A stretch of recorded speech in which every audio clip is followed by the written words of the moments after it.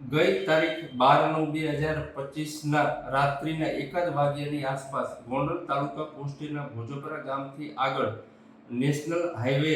પર પસાર થતી એક એસટી બસમાંથી કોઈ અજાણ્યા માણસો કાળા કલરની સ્કોર્પિયો આવી વ્યક્તિનું અપહરણ કરી ગયેલા હોય તેવી હકીકત એસટી બસના ડ્રાઈવર રાહુલભાઈએ ગોંડલ તાલુકા પોલીસ સ્ટેશનથી ટેલિફોન પરથી જણાવેલ, જે અનુસંધાને તાત્કાલિક ગોંડલ તાલુકાના પીઆઈ પરમાર તથા તેના સ્ટાફ આ ડ્રાઈવર રાહુલભાઈની એફઆઈઆર રજીસ્ટર કરવામાં આવેલી. તારીખ 12/9/2025 રોજ બીએનએસ કલમ 140(2), 115(2), 126(1) અને 131 મુજબ એફઆઈઆર રજીસ્ટર કરવામાં આવેલી છે. અને આ અપહરણ કરતા અને આ વ્યક્તિને છોડાવવા માટે થઈ અમારા આઈજીપી શ્રી અશોકકુમાર યાદવ સાહેબ તેમજ રાજકોટ ગ્રામ્ય SP Shri Vijay Gujar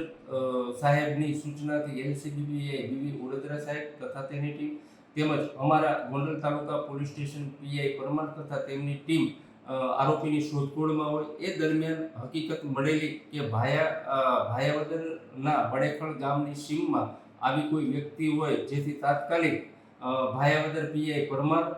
LCB PI Vadodara તથા ગોંડલ તાલુકા પીઆઈ પરમારની ટીમો અન્વયે આ સ્થળે તપાસ કરતા ત્યાં આરોપીઓ અને જે છે તે મળી આવેલા, જેમાં આરોપીઓ રવિભાઈ ઈશાભાઈ મુછાર રે પોરબંદર, મુકેશભાઈ રામભાઈ વડોદરા રે પોરબંદર, મનીષભાઈ અર્જુનભાઈ મોઢવાડિયા મેર રે પોરબંદર, લાલાભાઈ બધાભાઈ મોરી રબારી રે જાંજોપુર વાળાઓને એક સ્કોર્પિયો ગાડી કિંમત ₹10 લાખ, મોબાઈલ નંગ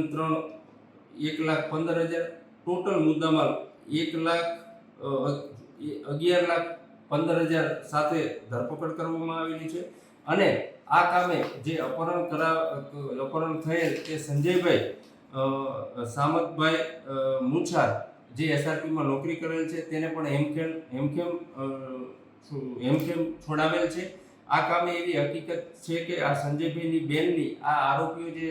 લાલાભાઈ મોરી હોય તેના કૌટુંબિકમાં